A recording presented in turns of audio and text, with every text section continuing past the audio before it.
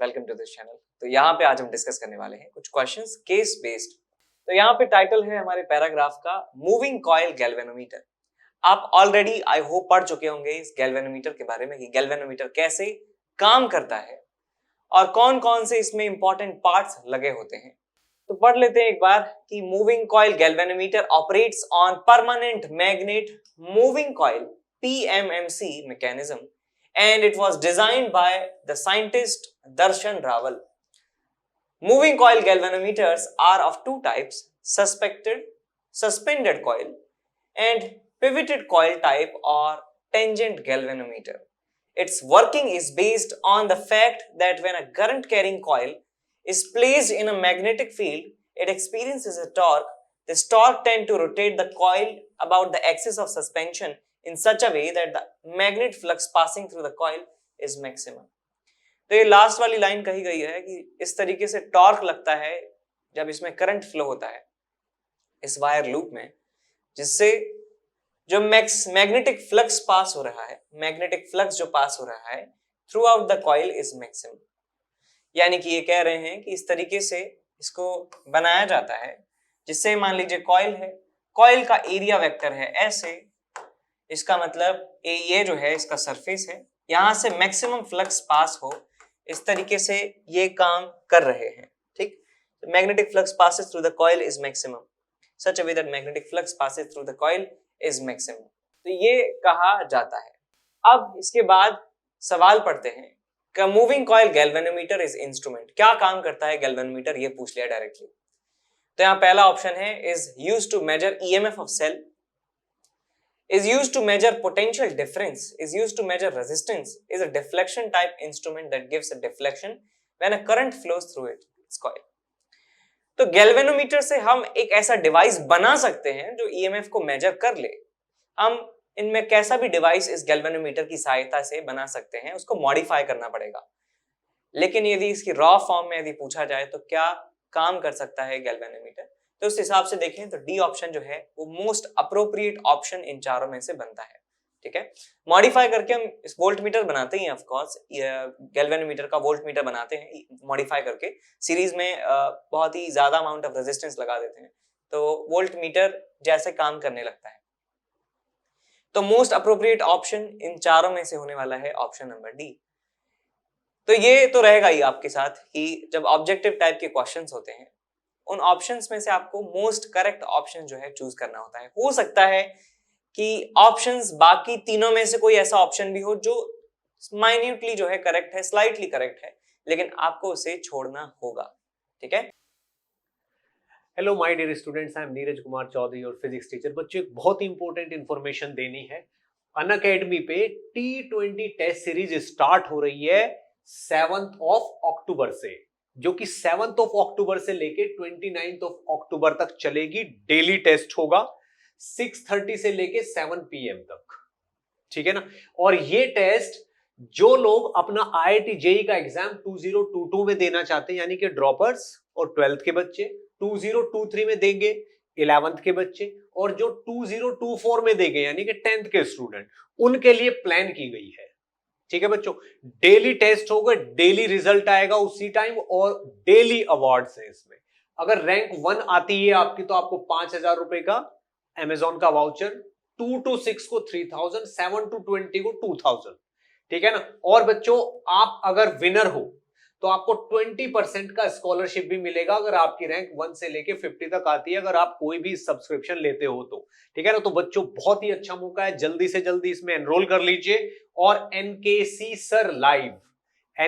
Sir live code डालना ना भूलें, ठीक है बच्चों। चलिए, बेस्ट ऑफ लक। इसके बाद चलते हैं अगले सवाल नंबर 2 की तरफ। To make the field radial in a moving coil galvanometer क्या किया जाता है? Number of turns of the coil is kept small, magnet is taken in the form of horseshoe, poles are of very strong magnets and poles are cylindrically cut.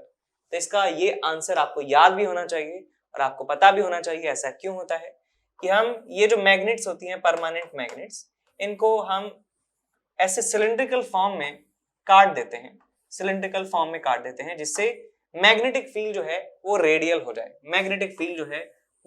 जाए, like this. North से south की तरफ जो है ऐसे field जो है वो रेडियल हो जाए, जिससे जब भी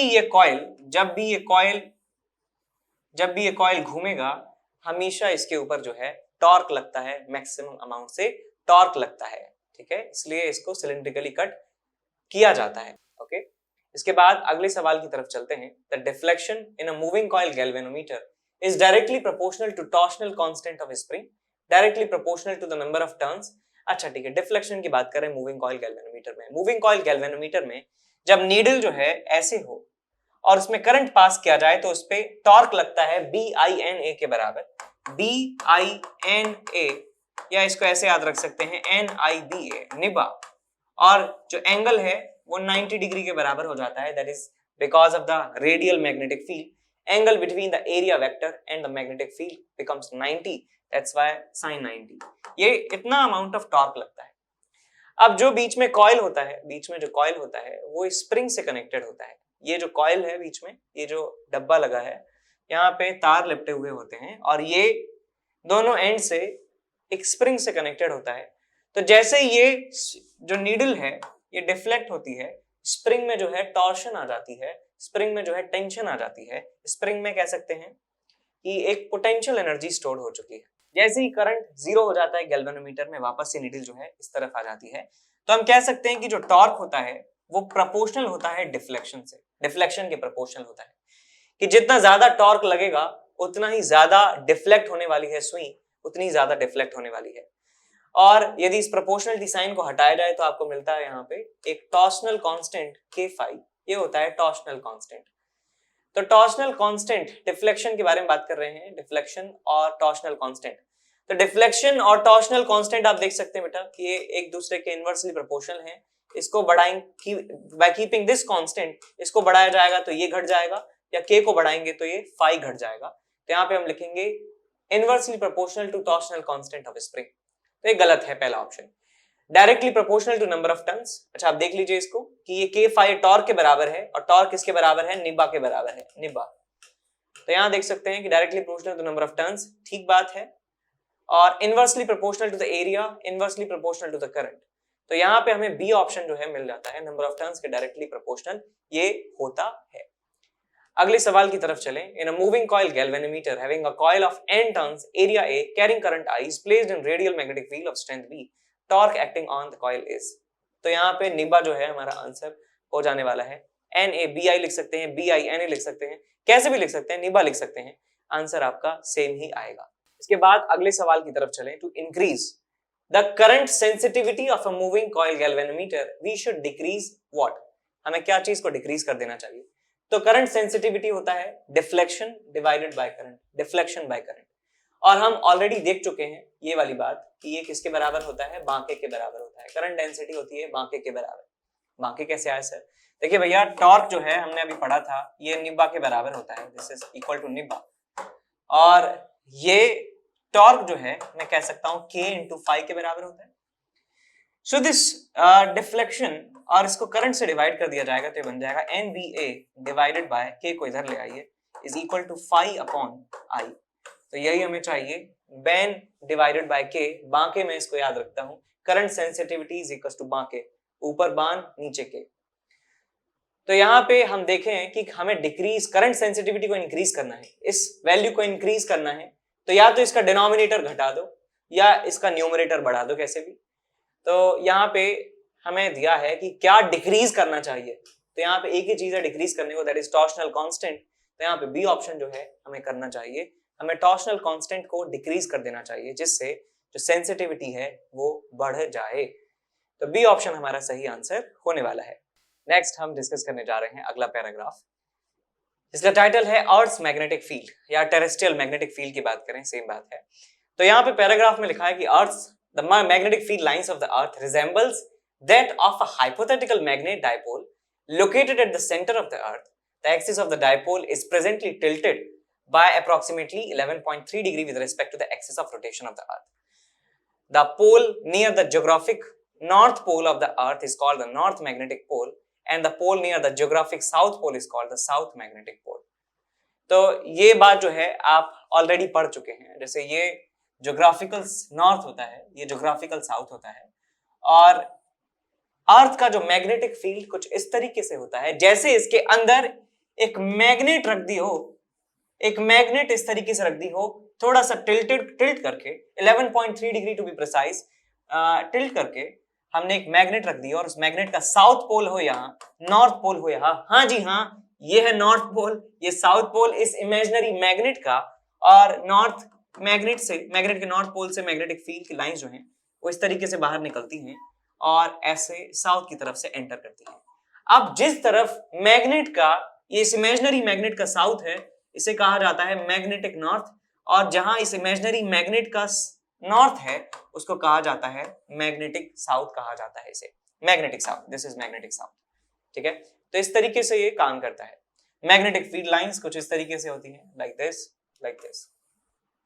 ओके, अब आगे चलते हैं। पहला सवाल है हमारे पास, the strength of earth's magnetic field varies from place to place on the earth surface, its value being of the order of. तो ऐसे सवालों को सॉल्व करने के लिए आपको प्रैक्टिस, इन हैंड एक्सपीरियंस होना जरूरी है।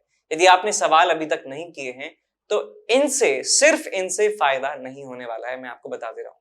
यदि आपने एनसीईआरटी के एग्जाम्पल, एनसीईआरटी के जो इन टेक्स्ट क्वेश्चंस हैं और एक्सरसाइज नहीं करी हैं तो आपको फायदा ज्यादा नहीं होगा। ठीक है, आप पिक्चर की तरह ये निकल जाएगी सारी वीडियो और आपको कोई एक्चुअल फायदा नहीं होगा। ठीक है, तो मैं सजेस्ट करूंगा कि आप जरूर एक्सरसाइज करें, अभी नहीं की है तो ये मैग्नेटिक फील्ड अर्थ की वजह से 10⁻⁻5 टेस्ला के ऑर्डर का होता है। ये चीज जो है फैक्ट बेस्ड है, याद करने की है। सो 10⁻⁻5 टेस्ला के ऑर्डर का होता है मैग्नेटिक फील्ड।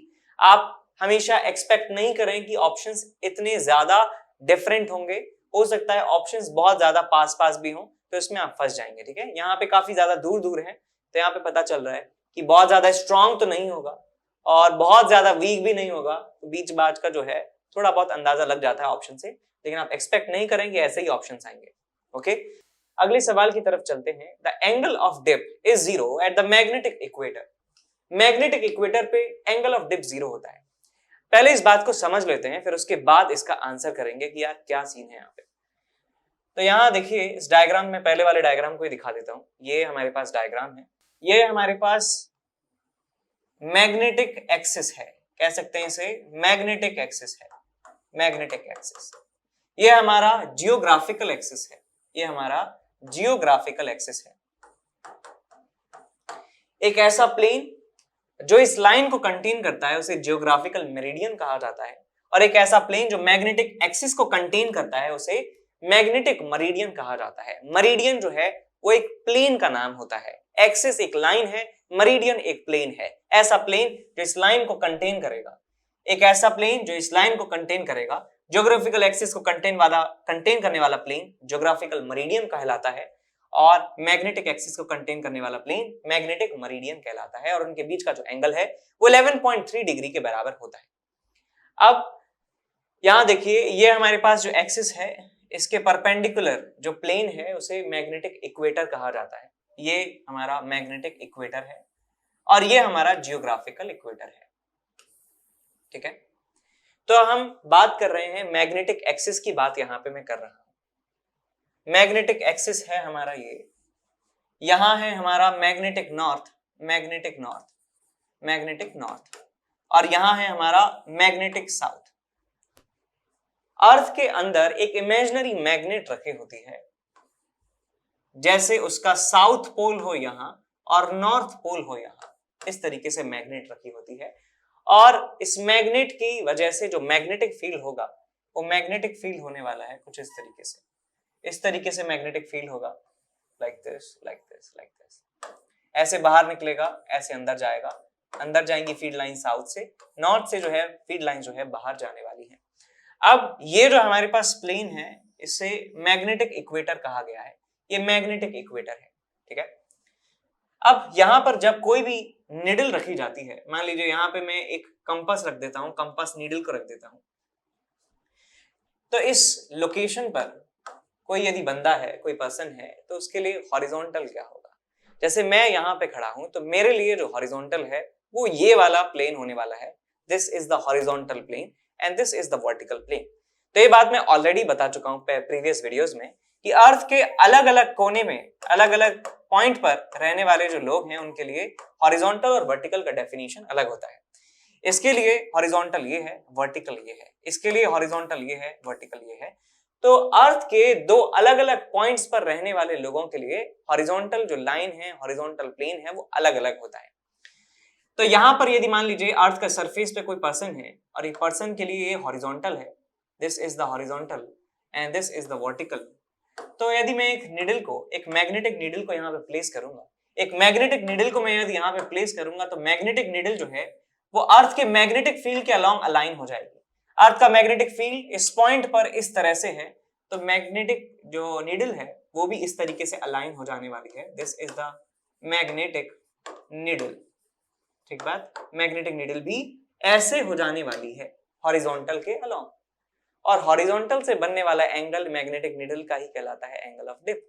तो यदि मैं इसको, इस वाले डायग्राम को थोड़ा सा टिल्ट करके आपको दिखाऊं, तो कुछ ऐसी बात है कि ये हमारा मैग्नेटिक फील्ड है, ये मैग्नेटिक फील्ड की डायरेक्शन है ड्यू टू अर्थ, अर्थ की वजह से मैग्नेटिक फील्ड, BH का लिखा है मैंने, magnetic field due to earth जो है वो उसका डायरेक्शन ये है। और यदि मैं इस पॉइंट पर किसी मैग्नेटिक नीडल को फ्री सस्पेंड कर देता हूं, तो वो इस डायरेक्शन में अलाइन हो जाती है। ठीक है, इस डायरेक्शन में वो अलाइन हो जाती है मैग्नेटिक नीडल। और मैं कहूं यदि हॉरिजॉन्टल के साथ इसका एंगल कितना है, तो मैं कह सकता हूं थीटा की जो वैल्यू है वो 0 डिग्री के बराबर है। Theta is what? Angle made by magnetic needle and horizontal. और इस एंगल को कहा जाता है डिप एंगल कहा जाता है, डिप एंगल कहा जाता है।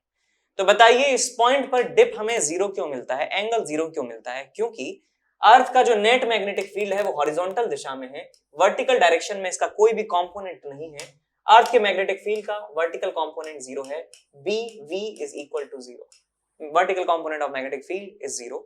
तो यहाँ पे ऑप्शन चेक कीजिए, the value of VE is 0, value of VE is 0।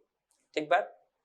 यदि मान लीजिए हम यहाँ मैग्नेटिक इक्वेटर की बात ना करके, यदि हम यहाँ पे बात कर रहे होते, पोल की बात कर रहे होते, हम मैग्नेटिक नॉर्थ पोल की बात करते या मैग्नेटिक साउथ पोल की बात करते, तो नेट मैग्नेटिक फील्ड ऐसे होता। तो मैं कह सकता था कि नेट मैग्नेटिक फील्ड जो है वो वर्टिकल डायरेक्शन में ही है और हॉरिजॉन्टल डायरेक्शन में कोई भी मैग्नेटिक फील्ड नहीं है। BH की वैल्यू 0 है और एंगल ऑफ डिप आपको यहाँ पे क्या मिलता? 90 डिग्री के बराबर मिलता। बिकॉज हॉरिजॉन्टल में फील्ड ही नहीं है, तो नीडल जो है वो वर्टिकल में अलाइन हो जाती और वहां पे हमें डिप एंगल जो है 90 डिग्री के बराबर मिल रहा होता। तो आई होप आपको ये चीज समझ में आ गई। इसके बाद अगले सवाल की तरफ चलते हैं। The angle of dip at a certain place where the horizontal and vertical components of earth magnetic field are equal. अब देखिए, मान लीजिए नीडल जो है कुछ ऐसे है, ये हॉरिजॉन्टल है और ये वर्टिकल है। नीडल जो है कुछ इस तरीके से आ गई है, इस तरीके से हॉरिजॉन्टल के साथ जो है एंगल डेल्टा के बराबर है। क्वेश्चन कहता है कि BH जो है और BV के बराबर है, यानी कि vertical component of magnetic field का मैग्नीट्यूड अर्थ के हॉरिजॉन्टल कंपोनेंट के बराबर है। इसका मतलब मैं इस ट्रायंगल को यदि कंप्लीट कर देता हूं, तो यहाँ पे मैं 10 डेल्टा को लिख सकता हूं BV बाय BH। दोनों आपस में बराबर हैं तो ये 1 आ जाएगा। डेल्टा की वैल्यू आपको मिल जाती है 45 डिग्री के बराबर। 45 डिग्री के अलोंग हॉरिजॉन्टल से ये एंगल बनाएगी मैग्नेटिक नीडल, और यही हमारा आंसर होगा, डी ऑप्शन 45 डिग्री के बराबर। अगले सवाल की तरफ चलें। At a place angle of dip is 30 degree angle of dip है। If horizontal component of earth magnetic field is He, then the total intensity of magnetic field will be equal to। देखिए एक relation तो हम जानते हैं कि BV upon BH ये किसके बराबर होता है? 10 डेल्टा के बराबर होता है। तो ये कितना दिया है? 1030, इसका मतलब 1/√3। तो यहां से BV की वैल्यू हमें मिल जाती है कितनी? BH/√3। अब मुझे पता है कि अर्थ का जो हॉरिजॉन्टल डायरेक्शन में कंपोनेंट है मैग्नेटिक फील्ड का वो BH के बराबर है और वर्टिकल डायरेक्शन में कंपोनेंट है BH/√3। तो नेट मैग्नेटिक फील्ड हम बता सकते हैं कि B नेट जो होगा that will be equal to BH square plus BV का स्क्वायर। ये वेक्टर में पढ़ा होगा आपने कि यदि कोई वेक्टर है, उस वेक्टर के दो कंपोनेंट कर दिए जाएं AX और AY, तो इनके कंपोनेंट्स के मैग्नीट्यूड का स्क्वायर का सम जो है इसका मैग्नीट्यूड आपको दे देगा। तो BH और BV का स्क्वायर कर दीजिए। सो BH का square plus BH square by 3 का अंडर रूट, तो आपको मिल जाएगा 2/√3 इंटू BH। आपको यहाँ पे नेट मैग्नेटिक फील्ड मिल जाएगा। Net magnetic field is 2/√3 into BH। तो ऑप्शन चेक कर लीजिए कौन सा आएगा, 2/√3 इंटू BH या H ही लिख दिया यहाँ पे, एक ही बात है। ऑप्शन नंबर बी हमारा सही आंसर हो जाता।